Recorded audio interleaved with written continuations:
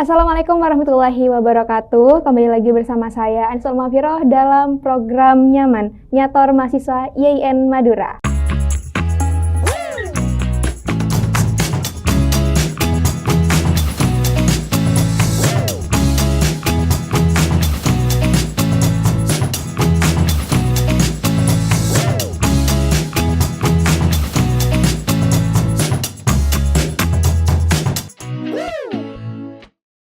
Oke, pada kesempatan kali ini kita kedatangan tamu dari KKN 2023 ya Mbak.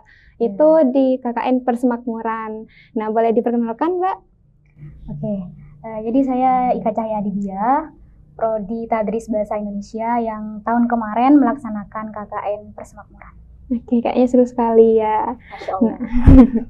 Nah, ini karena kita mau melaksanakan KKN ini di tahun 2024, angkatan 2021, mau tanya-tanya nih seputar KKN Persemakmuran. Iya, Nah, Persemakmuran. kenapa nih? Yang pertama, kenapa nih Mbak Ica ini milih KKN Persemakmuran? Oke, jadi terkait alasan itu sebenarnya kembali kepada target kita masing-masing sih.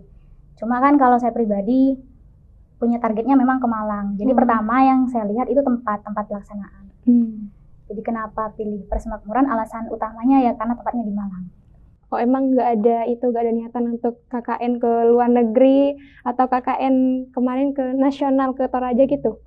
Oke, kalau ke luar negeri sebenarnya bukan nggak ada niatan, cuma kayaknya kurang siap di materinya sih. Oh iya. Nah, untuk persiapan, bicara tentang persiapan, itu persiapan apa aja yang bisa kita siapkan terlebih dahulu supaya kita bisa ke sana, KKN Persemakmuran? Oke, kalau persiapan ya pertama tentu persiapan mental ya, terus ya daftar gitu, karena kan sistemnya diseleksi dulu, kan kita diseleksi dan memenuhi persyaratan apa yang disyaratkan gitu untuk seleksinya. Nah, itu pertama. Kedua ya tentu materinya, uang dan semacamnya. Iya, untuk biayanya itu kita dapat dari kampus apa gimana Mbak Ica? Kalau tahun kemarin kita cuma dapat uang transportasi sih. Jadi transportasi Madura Malang, Malang Madura. Terus biasanya juga ada kan uang untuk proker dan itu reguler pun juga dapat. Jadi semisal reguler itu dapatnya 50.000, kita juga dapat 50. Berarti sama ya, gak ada perbedaan antara reguler sama itu. Kalau misalkan biaya untuk keseluruhan itu berapa? Kalau keseluruhan sekitar 3 juta mungkin. 3 juta selama 1 bulan di sana? 1 bulan. Nah, ini yang paling penting pengalaman Mbak Ica KKN di Malang, KKN Persemakmuran. Kalau pengalaman tuh sebenarnya rasa-rasanya seru semua, berkesan semua, menarik semua. Cuma kalau ini suka duka ya. Kalau yang agak bikin risih itu sebenarnya pertama mungkin dari kesiapan tuan rumah sih. Waktu itu kan tuan rumahnya Uin Malik. Jadi kita merasa tuan rumah itu kurang siap dengan penyelenggaraan KKN kolaboratif ini. Kan kita itu yang dilibatkan kurang lebih ada 9 perguruan tinggi. Nah, ketika sampai di sana banyak keluhan seperti transportasi dari kampus Uin Malik ke tempat masing-masing, ke desa itu yang kurang terkoordinir gitu. Terus nyampe sana kita juga masih dilibatkan dengan mencari kos atau kontrakan sendiri. Jadi nyampe kantor kepala desa kita sudah ini itu udah segala macem, kita belum dapat tempat tinggal tuh. Jadi kita masih harus cari dulu, ngurus dulu gitu. Itu kayak programnya itu apa aja Mbak Ica? Kalau program sih kembali pada kelompok masing-masing ya. Cuma kalau di kelompok saya itu ya biasa sebagaimana biasanya, ada mengajar, terus ada susur talang dan semacamnya. Dan untuk hal yang berkesan lainnya mungkin bersyukurnya saya karena saya ada di tempat atau di daerah yang masih kental dengan unsur-unsur keagamaan. Jadi pengajian ibu-ibu di sana itu bisa seminggu sampai 2 kali, 3 kali gitu. Sehingga mau nggak mau kan kami juga harus berpartisipasi kan, dan itu menjadi nilai positif tersendiri. Dan juga di sana warga-warganya sangat baik gitu ya, sangat ramah, terbuka gitu. di sana itu kan komoditas atau penghasil utama itu jeruk. Jadi di sana kayak akan jeruk dan jeruknya tuh enak gitu. Jeruk itu. Dan kita tuh hampir setiap hari kebanjiran jeruk. Pertama dikasih sekarung jeruk. Nah, 2 atau 3 hari kemudian itu dikasih lagi. Jadi kita tuh kayak sampai ada candaan, wah kayaknya kita pulang jadi jeruk. Saking kita tuh banyak sama jeruk gitu. Terus juga semisal ibu-ibu itu ada kayak acara atau ada hajatan, kita tuh biasanya dianterin entah jajanan, entah makanan gitu. Jadi secara sosial enak sih di sana. Berarti dekat ya, dekat sama tetangga gitu. Dekat, nyatu banget. Kan kalau di reguler ini itu di desa, di balai desa gitu. Jadi kalau di Persemakmuran ini beda? Beda sih. Kita rumah gitu. Kalau aku yang kemarin di rumah, salah satu rumah aparat desa gitu. Tapi itu tetap sama sistemnya kontrak atau kos. Jadi kayak bisa ngajar juga di sana tergantung dari programnya gitu. Iya. Terus juga kemarin aku ada program itu sih sebenarnya. Kayak les privat gitu. Untuk anak-anak tetangga gitu. Dan kami melihat ternyata begitu antusias baik dari anak-anaknya maupun dari orang tuanya. Jadi kan kita ngasih ada beberapa hari gitu untuk anak-anak itu ke kontrakan kita. Karena kan sistemnya bukan mendatangi tapi kita didatangi gitu.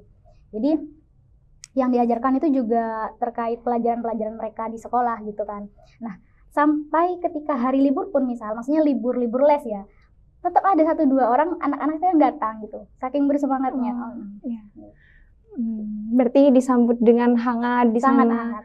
Hangat.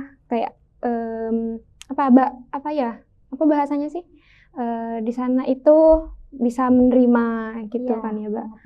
Kenapa Mbak kita harus milih KKN di Persemakmuran? Apa yang membuat beda dari KKN yang lain gitu? Oke, jadi pertama itu karena kolaborasi. Jadi yang kita hadapi kemudian bukan hanya teman-teman yang sesama YIN Maduranya, akan tetapi juga dari perguruan tinggi lain. Kalau Persemakmuran itu sama kurang lebih ada 9 perguruan tinggi termasuk UIN Samarinda, UIN mana saja ya, UINMA, YIN Kediri, Ponorogo, dan semacamnya. Jadi kita itu serunya karena dari beragam wilayah, juga beragam latar belakang, ngumpul jadi satu, gimana menyatukan pemikiran gitu kan, untuk proker-proker kita. Dan itu serunya Masya Allah banget sih. Jadi kalau pengalaman, sama relasinya gitu. Iya. Jadi beda ya Mbak antara kalau kita KKN di Persemakmuran, kita KKN di reguler itu beda pengalaman gitu. Nah, juga di Malang juga banyak wisata, mungkin Mbak Ica sering ya? Iya, sering jalan-jalan juga. Iya, benar. Sering dari di samping KKN bisa juga jalan-jalan. Karena kan kita menghadapi tempat baru juga, terus memang di Malang dikenal juga banyak wisatanya. Iya, banyak wisatanya. Tips agar kita lolos di KKN Persemakmuran itu apa? Oke, jadi pertama ya harus siap di persyaratannya dulu sih kan. Dan ketika nanti kan ada tes wawancaranya biasanya. Nah, ketika di tes wawancara itu kalau menurut aku sih yang pertama pastikan kita pede, kita percaya diri. Kedua, pastikan kita meyakinkan penguji atau yang wawancara bahwa kita pantas mewakili YIN Madura untuk mengikuti KKN kolaboratif Persemakmuran gitu. Jadi nanti biasanya pertanyaannya itu bukan tentang materi sih, tapi tentang diri kita gitu, apakah kita siap menghadapi masalah begini gitu. Dan juga ditanyakan terkait apakah kita siap menanggung biaya akomodasi, karena kan itu kayak apalagi transportasi itu nggak langsung dikasih dari pihak kampus, jadi ada persyaratan juga yang harus dipenuhi untuk mendapatkan itu gitu.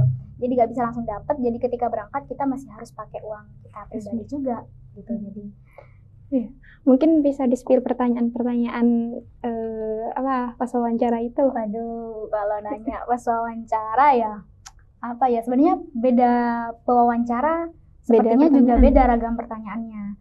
Cuma apa ya waktu itu yang paling saya ingat, karya itu ditanyakan apakah kita punya karya, terus apakah intinya pertanyaan seputar diri kita. Kalau boleh ku bilang rasa-rasanya juga kayak wawancara kerja deh. gitu. Nggak terlalu jauh beda karena pertanyaannya seputar diri kita. Artinya kalau memang diri kita siap, kita bisa kok jawabnya itu lancar. Oh iya. Itu kalau karya itu kita submit apa kita bawa pas wawancara? Kalau aku nggak keliru ingat, kalau persyaratan yang kemarin itu kita kan diminta bawa artikel ya.